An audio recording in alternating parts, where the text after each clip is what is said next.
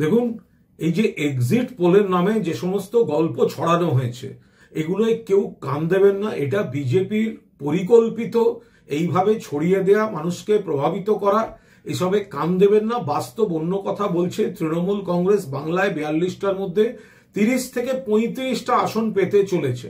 তৃণমূল কংগ্রেসের যারা কর্মী, সংগঠক, সমর্থক রয়েছেন এবং বিশেষ করে কাউন্টিং এজেন্ট, সকাল থেকে দাঁতে দাঁত কামড়ে আপনারা থাকুন।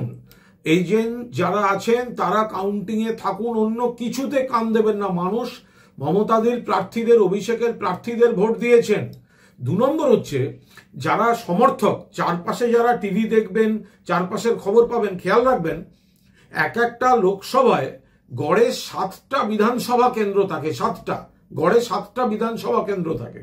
ফলে এমন এমন কিছু খবর আসছে যেখানে হয়তো যে 2-4টেতে কিছু কোন জায়গায় বিরোধীদের লিড থাকার কথা বা বিরোধীরা একটু ভালো করছে, সেইগুলো আগে কাউন্ট করিয়ে একটা তৈরি করার চেষ্টা হবে যে অমুক এগিয়ে, অমুক এগিয়ে।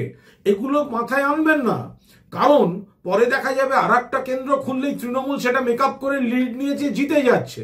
ফলে কাউন্টিং এজেন্টরা পুরো দস্তুর শুরু থেকে শেষ, যারা সমর্থক, যারা টিভি দেখবেন, যারা কাউন্টিং এ থাকবেন, শুরু থেকে শেষ দেখুন।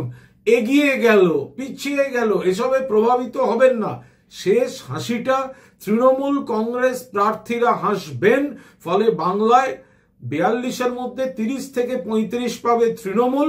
সেইভাবে প্রস্তুত থাকুক। মাঝপথে নানাভাবে বিভ্রান্তি ছড়াবার চেষ্টা হবে, সেসবে কেউ কান দেবেন না। শেষ অব্দি নজর রাখুন। বিজেপি, সিপিএম, কংগ্রেস এবং আর যারা বিরোধী আছে তারা তো মুখের উপর জবাব পেয়ে গেল। তার কারণ হচ্ছে যে বিরোধীরা যে সন্ত্রাসের অভিযোগ করছিল, নির্বাচন কমিশন সেই অভিযোগ পুরো উড়িয়ে দিয়েছে। বাংলায় অবাধ, শান্তিপূর্ণ ভোট হয়েছে। এই সন্ত্রাসের অভিযোগ মিথ্যা, অভিযোগের কোনো মান্যতা পায়নি, কোনো সত্যতা পায়নি নির্বাচন কমিশন। ফলে ডায়মন্ড হারবার সহ কিছু জায়গাকে কেন্দ্র করে যে পুনর্নির্বাচনের দাবি জানিয়েছিল বিরোধীরা, সেসব দাবি খারিজ করে দিয়েছে নির্বাচন কমিশন। এবং নির্বাচন কমিশন যা বলেছে তাতে প্রমাণ হয়েছে যে বাংলায় তৃণমূল কংগ্রেসের সরকারে থাকাকালীন অবস্থায় সুন্দর, অবাধ, গণতান্ত্রিক পরিবেশ আছে এবং ভোট হলো। আর বিজেপি এবং বাকিরা জনসমর্থন নেই, ভোটে হারবে, হারার ছুতোর জন্য গন্ডগোল করছে, পায়ে পা দিয়ে ঝগড়া করার চেষ্টা করছে এবং পুনর্নির্বাচন চাই, অমুক চাই, রিগিং হয়েছে, ছাপ্পা হয়েছে, এসব মিথ্যা অভিযোগ কারা বলে দিল?